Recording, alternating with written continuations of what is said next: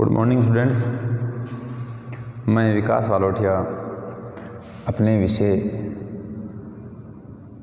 हिंदी के साथ परिश्रम क्लासेज की उस ऑनलाइन क्लास में आपका पुनः स्वागत करता हूं।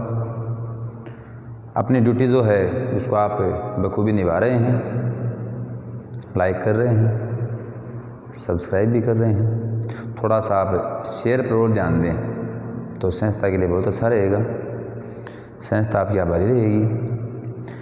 अपन कल के वीडियो में बात कर रहे थे, या पहले वीडियो में अपन बात कर रहे थे कि व्यंजन जो हैं जिनके 3 पार्ट किए थे, स्पर्श, अंतस्थ, उष्ण। इन व्यंजनों को अपन ने 2 भागों में बांटा था। एक था उच्चारण स्थान और एक था प्रयत्न। तो आज की कक्षा में अपन उच्चारण स्थान वाला जो पोर्शन है, कहने का मतलब है उच्चारण स्थान को लेकर एक और टेबल बनेगी जो आपकी दूसरी टेबल होगी जिससे क्वेश्चन पूछा जाता है, इसको तैयार करेंगे। तो इसका नाम मिलता है आपको व्यंजनों या वर्णों, दोनों नाम मिल सकते हैं, का उच्चारण स्थान। और इसी का दूसरा नाम मिलता है वर्णों का आधुनिक उच्चारण स्थान।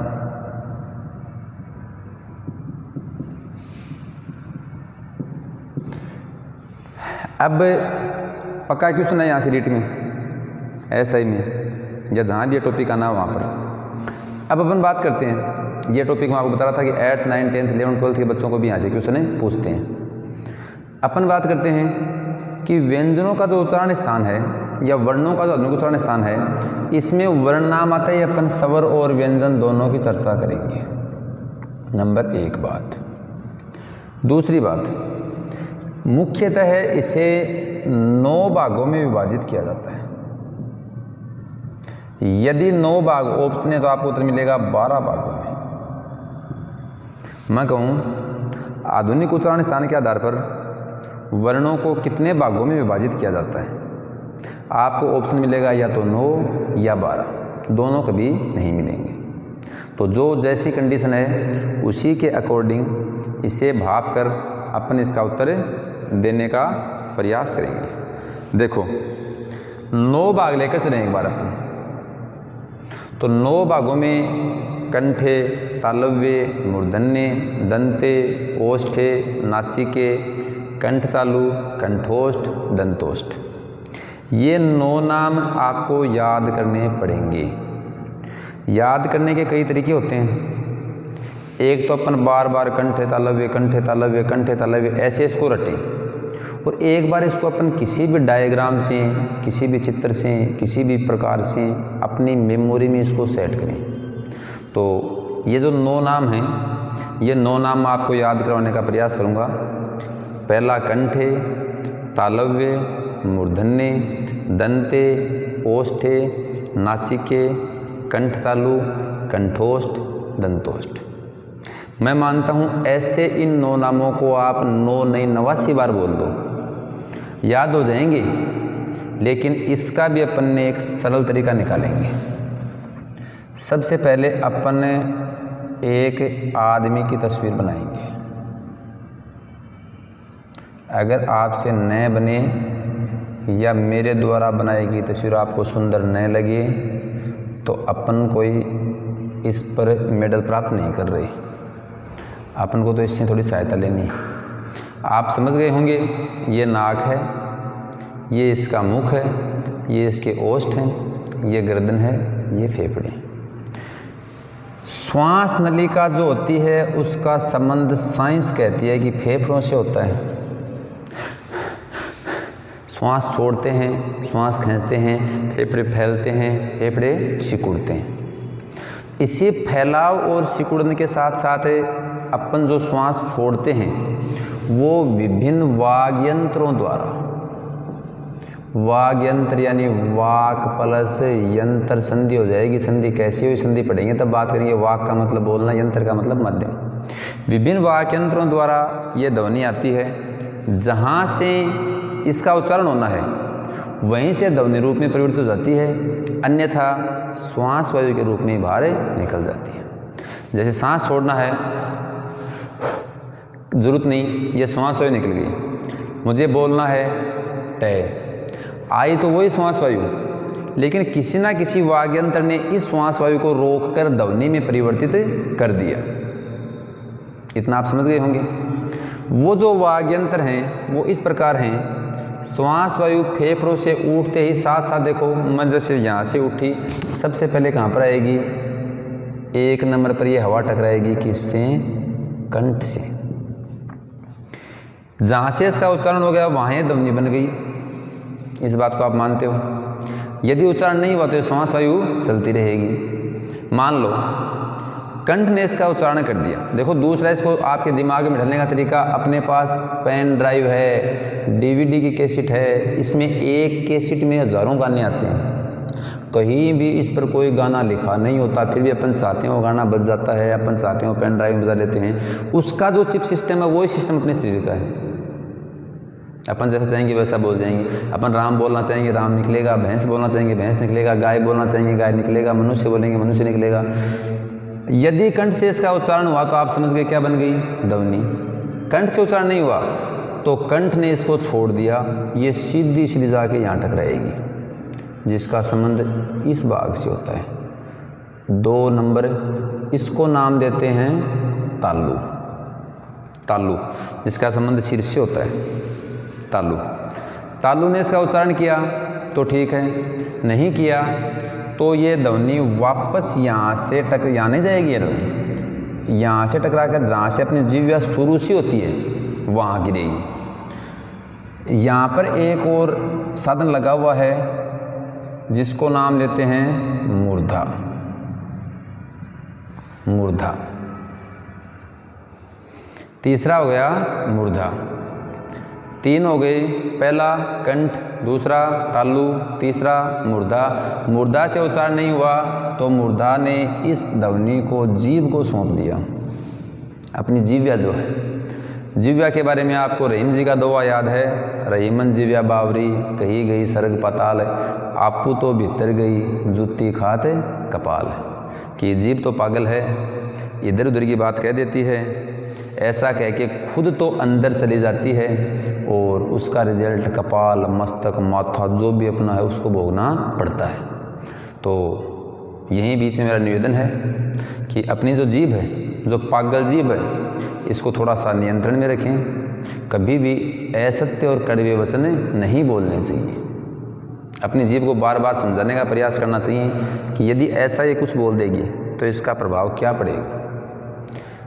जैसा कि इस टाइम अपन देख रहे हैं खूब महाभारत में, महाभारत का जो युद्ध था वो धृतराष्ट्र की महत्वाकांक्षा तो थी कि अपने बेटे दुर्योधन को वो राजा बनाए। इसके साथ वहाँ जो द्यूत क्रीड़ा हो रही थी, वहाँ कर्ण वगैरह, मामा शकुनी, धृतराष्ट्र, वो दुर्योधन, इन सब ने जीभ से जो बोला था वो भी कड़वी ही थी और उसका परिणाम हस्तिनापुर को भोगना पड़ा था। तो हम महाभारत नहीं जाएंगे। जीभ इस हवा को यहाँ से उठाएगी, सीधी ला कर देगी 4 नंबर पर दंत को। 4 नंबर पर किसे सौंप दिया? दंत को। दंत ने उच्चारण किया तो ठीक है, नहीं किया तो दंत भी ऐसी की ऐसी 5 नंबर पर सौंप देंगे इसे ओष्ठ को। ओष्ठ से होगा तो ठीक है, नहीं सहायता लेनी पड़ेगी नासिका की, सहायता लेनी पड़ेगी नासिका की। मैंने आपको जो 9 नाम याद करने के लिए कहा था विभाजन के, उसमें सबसे पहले का नामकरण किया था कंठे। कंठ को बोल दिया कंठे, तालु को बोल दिया तालव्य, मूर्धा को बोल दिया मूर्धन्य, इसमें मात्रा कोई फर्क नहीं पड़ेगा। दंत को बोल दिया दंते, ओष्ठ को बोल दिया ओष्ठे और नासिका को बोल दिया नासिके। मैं मानता हूँ कि यदि इस डायग्राम से अपन इसको याद करने की कोशिश करेंगे तो ये 1 नंबर का क्वेश्चन, चाहे वो 8th का बच्चा हो और चाहे वो कोई कंपटीशन एग्ज़ाम दे रहा हो, मेरी गारंटी है कभी नहीं भूलेगा। जैसे अपन बात करें, सबसे पहले श्वास वायु, इसको नहीं देखेंगे, सबसे पहले श्वास वायु कंठ, उसके बाद तालु, उसके बाद मुर्दा, उसके बाद दंत, उसके बाद ओष्ठ, उसके बाद नासिका। कंठ, तालु, मुर्दा, दंत, ओष्ठ, नासिका। बार बार कंठ, तालु, मुर्दा, दंत, ओष्ठ, नासिका बार बार प्रयास करने से सफलता मिलती है। 1 बार, 2 बार, 3 बार, 5 बार, जैसे भी अपन खाना खा रहे हैं, चल रहे हैं, घूम रहे हैं, इसे बार बार याद रखने का प्रयास करेंगे। इसे भले आप 1 नंबर बोल दो, इसको 6 बोल दो, इससे कोई फर्क नहीं पड़ेगा। लेकिन यदि अपन शुरू से चल रहे हैं तो पूरे 44 के 44 वर्णों को एक जगह बांध देंगे और ऐसा करते करते कहते हैं बूंद बूंद से घड़ा बढ़ता है, ये पूरा टॉपिक आपकी मुट्ठी में आ जाएगा। अब देखो, उसके बाद अपन 7वां जो याद करेंगे उसमें 1+2 आप बार बार पढ़ोगे। 1+2, 1+2 क्या है? 1 है कंठ, 2 है तालु, इसे नाम हो गया कंठ तालु। ऐसे ही 8वां जो पढ़ेंगे वो पढ़ेंगे 1+5, 1 है कंठ, 5 है ओष्ठ, नाम हो गया कंठोष्ठ। और 9वां जो है वो पढ़ेंगे 4+5, 4 है दंत, 5 है ओष्ठ, इसका नाम हो गया दंतोष्ठ। तो साथियों, मैं आपको जो 9 नाम गिना रहा था, कंठ, तालु, मुर्दा, दंत, ओष्ठ, नासिका, कंठ, तालु, कंठोष्ठ और दंतोष्ठ, वो 9 नाम अब आप अपने साथ लागू कर सकते हो। जैसे देखो, मैं फाइनल बता रहा हूँ, कंठ, तालु, मुर्दा, दंत, ओष्ठ, नासिका। 1+2, 1+5, 4+5, 1+2 कंठ तालु, 1+5 कंठोष्ठ, 4+5 दंतोष्ठ। तो इस चित्र को बनाएं और ये ज़रूर देख लें, या अपने मोबाइल में इसका स्क्रीनशॉट ले लें, बार बार खुद इसको करने का प्रयास करें।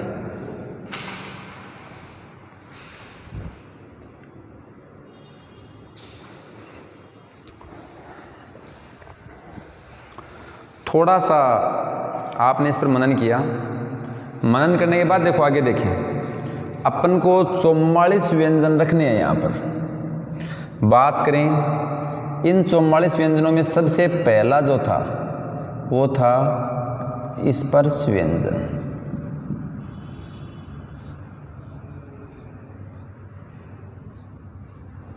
दूसरा जो था वो आपको याद है अंतस्थ व्यंजन। और ऐसे ही तीसरा जो अपन ने किया वो किया ऊष्म व्यंजन, और साथ अपन पढ़ देंगे स्वर। कहने का मतलब है आपको सारे कंठ एक साथ बोलने की आवश्यकता नहीं है। ये अपने टेबल नंबर 2 है भाई, इसको याद रखोगे, आपको 4 ही बताई जाएंगी।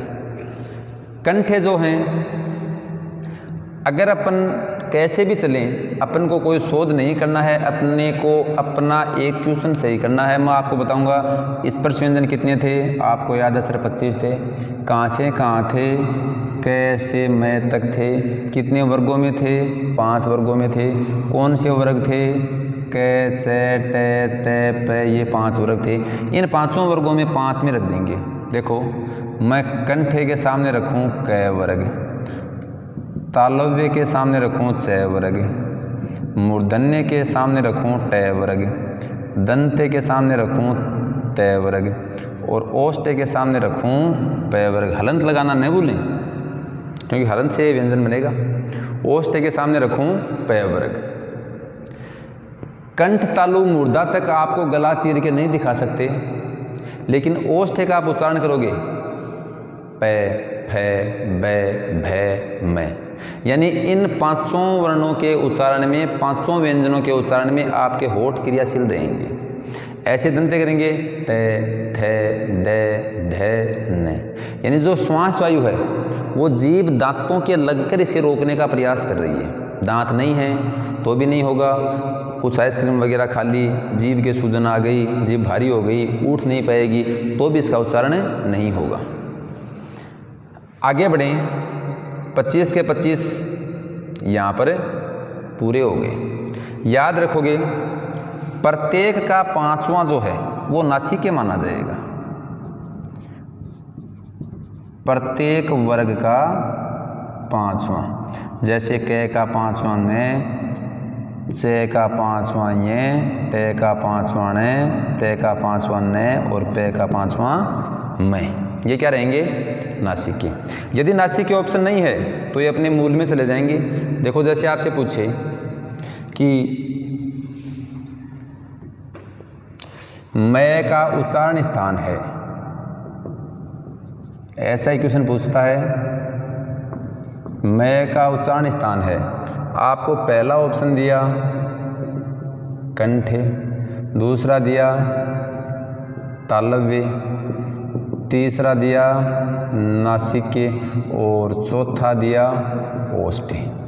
ऐसी स्थिति में इस क्वेश्चन को ध्यान से समझना, आपका उत्तर नासिके होगा, क्योंकि प्रत्येक का 5वां क्या होता है?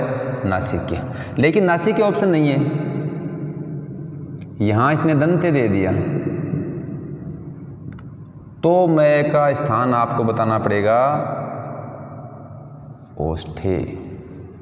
याद रखोगे, एक बिंदु नोट कर लोगे कि विकल्प के अभाव में, ऑप्शन न होने पर विकल्प के अभाव में प्रत्येक का 5वां अपने मूल वर्ग में चला जाता है। मैं आपको नोट कर दूं, फिर आप भूल जाओगे। वो ये है कि विकल्प के अभाव में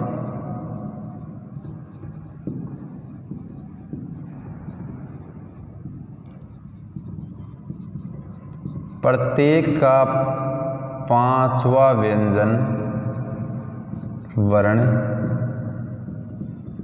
अपने मूल स्थान में माना जाता है। शर्त है विकल्प के अभाव में, यदि ऑप्शन नहीं है तो ही, यदि नासिके ऑप्शन है तो उसको पहले नासिके ही माना जाएगा। ऐसे देखो अंतस्थ व्यंजन जो होते हैं वो कितने होते हैं? 4। कौन कौन से होते हैं? ये रे ले। अपन शुरुआत करेंगे कि रे जो होता है वो मूर्धन्य होता है। बात एक जिद कर ली कि रे मूर्धन्य होता है, मुझे कुछ नहीं पता, रे मूर्धन्य होता है। अब देखो मैं यहाँ पर आपको 1 2 खाली खाली 6 लिख के दूँ, ये खाली और 8 लिखूँ। मैं कहूँ आपको 5 भरना है, यहाँ पर 3 खाली हैं, तो आप 5 यहाँ लिखोगे कि यहाँ लिखोगे? नॉर्मल सी बात है, 6 के ठीक पर लिखना चाहेंगे, 7 जो है वो 6 के ठीक बाद लिखना चाहेंगे। तो रे जो है इसे ठीक पहले क्या आता है? ये। मूर्धन्य से ठीक पहले क्या आता है? तालव्य। यह ध्वनि कौन सी हो गई? तालव्य। जो खाली रह गया वो खाली रह गया, क्योंकि अपने पास जो जितने थे उतने अपन ने इसमें बिठा दिए। ऐसे ही अपन आगे बात करें कि रे के ठीक बाद क्या आता है? ले। ले कौन सा हो गया? दंते। बोल लेंगे ले, जीभ दांत के पास आएगी। और एक ही होता है पूरे में दंतोष्ठ, वो है वै। वै का उच्चारण स्थान बहुत बार पूछा गया है, तो वै जो है अपन जब बोलेंगे वै, ऐसे जो होठ हैं वो सिकुड़ेंगे, फिर दंतों के साथ स्पर्श करेंगे, वै वै। इसे द्विओष्ठ ध्वनि भी कहा जाता है। दंतोष्ठ और द्विओष्ठ एक के नाम है, वो क्या है? वै। अपन ने 4 याद किए थे, जिसमें एक तो अपनी जिद थी कि रे मूर्धन्य होता है, एक अपने दिमाग में सेट कर लिया कि दंतोष्ठ ध्वनि एक ही होती है, यहाँ भी खाली रहेगा, यहाँ भी खाली, यहाँ भी खाली, एक ही आएगा, वो कौन सी है? वै। बता रहा हूँ बहुत बार यहाँ से क्वेश्चन पूछा गया है। रे से ठीक पहले ये, मूर्धा से ठीक पहले तालव्य, ये होता है तालव्य, या फिर ऐसे कर लेंगे तालव्य ये, तालव्य ये बोलेंगे तो। दंत्य जो होता है वो ले ले ले, दंते ले। चारों आपके याद रह जाएंगे। उसमें व्यंजन भी आपके पास कितने हैं? 4। वो हैं से है। इसे भी याद रखने का सबके अलग अलग तरीके हैं। मैं जब आपको याद करने की बात ही कर ली तो मेरे हिसाब से याद करने का प्रयास करूं। आप याद करो, है का मतलब होता है हुक्म, हुक्म का मतलब होता है आदेश। आदेश देने वाला व्यक्ति सदैव सबसे पहले आएगा। है का स्थान सबसे पहले यानी कंठे। उसने आदेश दिया कि अपने अपने क्रम से लाइन में खड़े हो जाओ। तीनों से लाइन में खड़े हो गए जी, देख लो। है का स्थान कंठे। अपन जिसको पहला से बोलते हैं, श्रम वाला से बोलते हैं, जो आजकल विलुप्त हो जा रहा है, इसका स्थान हो गया तालव्य। मूर्धन्य का स्थान हो गया से। इसके ये जो बड़ा पेट है इसको चीर दिया, मतलब ये क्या हो गया, मुर्दा, कमज़ोर। रटने की ज़रूरत नहीं है कि मूर्धन्य कमज़ोर कब होगा, जब पेट को चीर देंगे। षटकोण वाला से ये, सरप वाला से दंते। बाकी जो कॉलम खाली रह गए उसे अपन खाली छोड़ते चलेंगे। ये नहीं कि सर इसमें भी कुछ ना कुछ लिखो, कुछ नहीं है तो क्या लिखें। मैं मानता हूँ कि 33 व्यंजन जो थे इसको आपने याद कर लिया। अब मैं आपसे पूछूं कि ख का उच्चारण स्थान बताओ। अब ये नहीं कहोगे कि सर इसमें तो ख आया ही नहीं, क्योंकि आपको पता है ख कौन से वर्ग का है, क वर्ग का। क वर्ग कौन सा है, कंठे। तो ख का स्थान भी कौन सा हो गया, कंठे। ऐसे ही मैं आपसे पूछूं कि से का स्थान बताओ। आपको पता है कि से है सबसे पहले आएगा, जो कंठे में आ गया। पहला से जिसको बोलते हैं कौन सा हो गया, तालव्य हो गया। तो आज से अपन एक बात और नोट करेंगे, छोटे बच्चों की भांति कभी भी पहला से, दूसरा से, तीसरा से नहीं बोलेंगे। आपको बोलना हो इसे कहोगे तालव्य से, इसे कहोगे मूर्धन्य से, इसे कहोगे दंते से। जहाँ भी लिखना हो तो दूसरों से, तीसरा से, ऐसी बेतुकी बातें आप नहीं करोगे, क्योंकि हिंदी पढ़ने वाले बच्चे हो। तालव्य से, मूर्धन्य से, दंते से, इनका प्रयोग करने की कोशिश करोगे। देखो वार्ता को आगे बढ़ाएं। फिर मैं जैसे आपसे पूछूं कि आप मुझे डमरू वाले डे का स्थान बताओ, तो हमें पता है टे, ठे, डे, टे वर्ग का है। और टे वर्ग कौन सा है, कै वर्ग, चे वर्ग, टे वर्ग तीसरा। इधर से कंठ, तालु, मुर्दा तीसरा, तो कौन सा हो जाएगा, मूर्धन्य। ऐसे आपसे कोई सा भी पूछे आप बताने के लिए तैयार रहोगे। एक बार इस पर फिर मनन कर लें, आगे की बात करते हैं।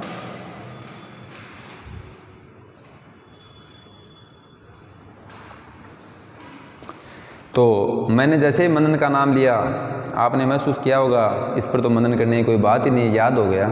बहुत अच्छी बात है, बहुत खुशी की बात है कि आपके याद हो गया। आधुनिक वर्णों के नामकरण के अनुसार हमें 44 करने हैं, जो 11 स्वर रह गए। इन 11 स्वरों की बात करें बिल्कुल सरल, दो को पास पास बिठा दो। ए आ कंठे, ई तालव्य, यहाँ खाली, यहाँ खाली, यहाँ री मूर्धन्य। री संस्कृत का था दूसरे गांव का, दूसरे गांव का दूसरे गांव में आकर मुर्दा ही रहता है, मूर्धन्य। संस्कृत में यहाँ लरी चलती है, याद रखोगे किसमें, संस्कृत में। तो अपने हिंदी में ये क्या रह गया, खाली। ऐसे ही ऊ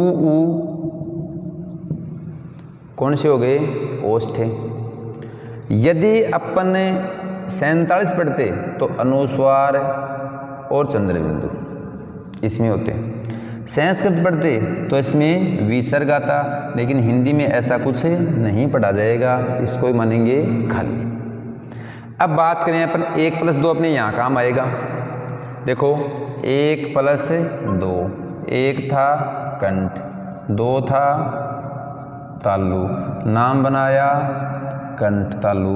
अब देखो 1 पे क्या है, ए, 2 पे क्या है, ई। संधि पढ़ेंगे आपके याद है, ए प्लस ई से क्या बनता है, ए।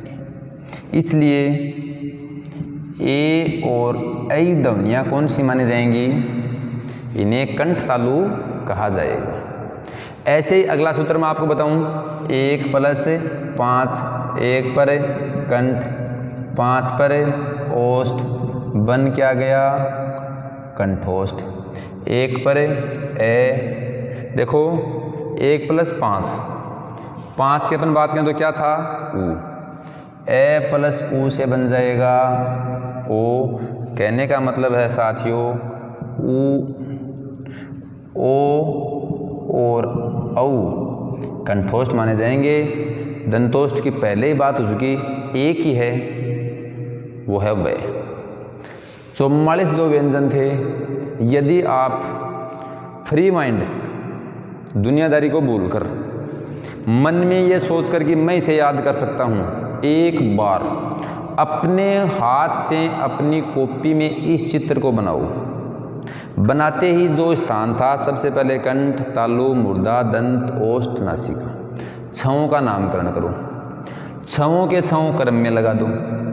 7वां 8वां 9वां जैसे मैंने 1 + 2 1 + 5 4 + 5 बताया वैसे कर दो।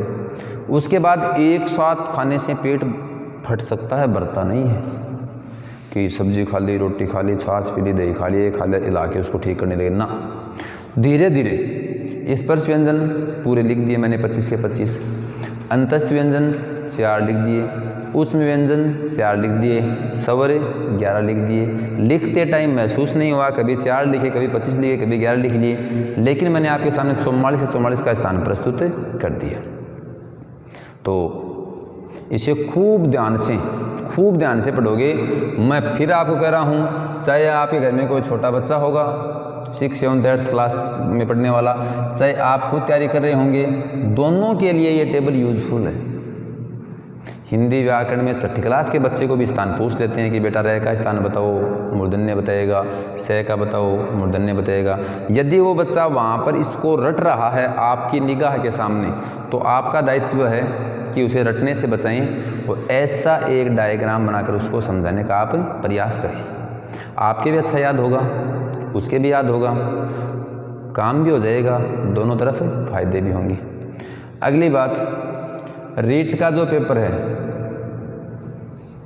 या तो सूर्योदय नहीं होगा तो दिन ही होगा, आपस में लोग दिखने शुरू हो जाएंगे, अंधकार दूर हो जाएगा, या तो रीति नहीं होगी तो इसमें से एक क्वेश्चन पक्का पूछेगा। किसी भी साल का पेपर उठा के आप इन नंबरों पे मैसेज कर देना कि सर उस साल के पेपर में यहाँ से क्वेश्चन नहीं था, चाहे हिंदी में पूछ ले, चाहे संस्कृत में पूछ ले, ओसी दोनों में पूछेगा। इसमें मुर्दा के उसमें आ जाएगा मुर्दा कै संति, दंते कै संति, इसमें पूछ लेगा मूर्धन्य कौन सा है, दंते कौन सा है, कौन सा नहीं है। अब इसी वार्ता को देखो, थोड़ी सी आगे और बढ़ाएं अपन। 10वां जो भाग था अपना, 10वां 11वां और 12वां, यदि ऑप्शन में 12 आ जाएं तो अपन कैसे करेंगे। 10वां जो था उसका नाम है काकल्य। निम्न में से काकल्य ध्वनि है तो इसका उत्तर होगा है। याद रखोगे, यदि कंठे और काकल्य दोनों ऑप्शन हैं, यदि आपको एग्जाम में कंठे भी मिल रहा है और काकल्य भी मिल रहा तो पहला उत्तर काकल्य होगा, दूसरा कंठे होगा है का। और इसी के साथ विसर्ग को भी काकल्य माना जाता है, अपन याद रख लें। दूसरा होता है अलिजिव्य।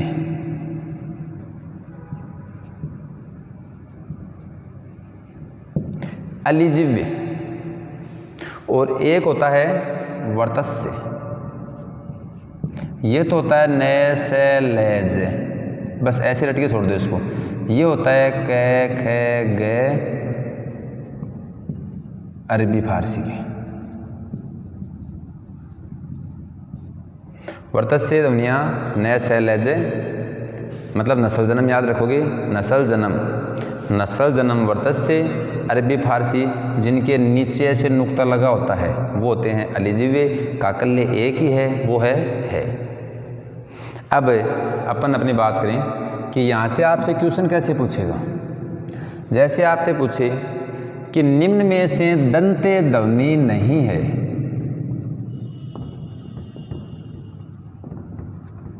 आपको ऑप्शन दे ते, पे, थे और ने।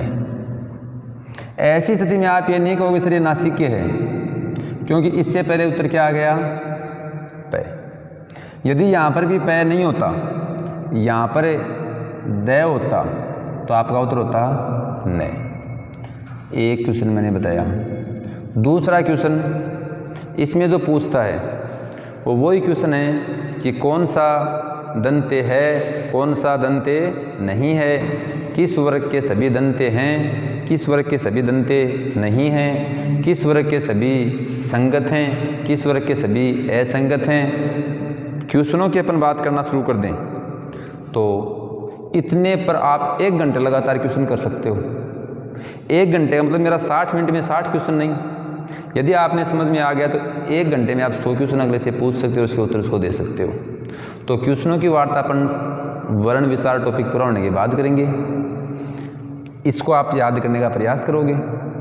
याद करने का मैं मेरे अनुभवों से जो आपको बताऊं, इस टेबल को याद करने का एक ही तरीका है, बिना देखे आप डायग्राम बनाओ, नामकरण कर दो, स्पर्श अंतस्थ उस में बांट दो, जो आएंगे वैसे वैसे होते जाएंगे। जैसे बात करें कि कंठे व्यंजन कौन कौन से हैं, कंठे वर्ण कौन से हैं, तो कै ख ग घ है आ, ये सारे क्या हैं, कंठे। ऐसे बात करें दंते कौन कौन से हैं, ते थे द ध ले और से। ऐसे बात करें अपन ओष्ठे कौन कौन से हैं, पे फे बे भे ऊ। फिर आप इसको ऐसे भी याद कर सकते हो। अगर ऐसे आपकी याद है तो बहुत अच्छी बात है, नहीं है तो ये तो कोई बहुत बड़ी दुनिया है नहीं। अपने को तो शोध नहीं करना है, यहाँ से क्वेश्चन का उत्तर निकालना है। कैसे भी आप इसको याद रखो, इसको याद करने का प्रयास करो। खूब अच्छे से इसका स्क्रीनशॉट लो, 1 बार 2 बार 3 बार इसको लिखो। मैं आपसे उम्मीद करूँगा कि आने वाली कक्षा जो अपनी होगी उससे पहले आप इसको ज़रूर याद करोगे, क्योंकि फिर ये ही बिंदु, ये ही सारणी आपके आगे दूसरे टॉपिकों में मैच करती जाएगी। उस समय मैं कहूँ कि दंते से संधि पढ़ेंगे तब मैं कहूँ दंते से का मूर्धन्य से बन जाता है, तो आप ये नहीं कहोगे कि दंते से तो ये है मूर्धन्य से, ये है कैसे बनता है। ये नहीं कि दंते इसको मान लोगे मूर्धन्य इसको मान लोगे। मैंने एक छोटा सा उदाहरण बताया। आगे की जो क्लासें होंगी उसमें इससे संबंधित बहुत से बातें आपकी आती रहेंगी, तो इसको खूब ध्यान से 1 बार 2 बार 3 बार 5 बार 1000 बार जितनी बार आपको लगे इसको पक्का याद करोगे, क्योंकि ये आपकी टेबल नंबर 2 है। पहले टेबल मैंने आपको बताई थी जो इससे पहले वाली क्लास में, वो तो अपनी इतनी बड़ी थी, आपके याद होगी। ऐसे 4 कॉलम किए थे, इधर लिखा था अग्र, यहाँ मध्य, यहाँ पश्च, यहाँ संवृत, इसके पास अर्ध संवृत, अर्ध विवृत, विवृत एक जिद थी, अर्ध विवृत के मध्य में ए, कोने में आ, ऊपर ई, आगे ऊ, ए, ऐ, ओ, औ और आगत स्वर आ। ये 1 नंबर थी, ये 2 है। ऐसी ही 2 टेबलें और हैं, और आपका वर्ण जिसके 2-3 क्वेश्चन पूछता है ये कंप्लीट हो जाएगा। जिम्मेदारी आपकी, आप समझते हो। शेयर ज़रूर करें। एक पढ़ाई एक को आगे बढ़ाए देश को। जय हिंद, जय भारत।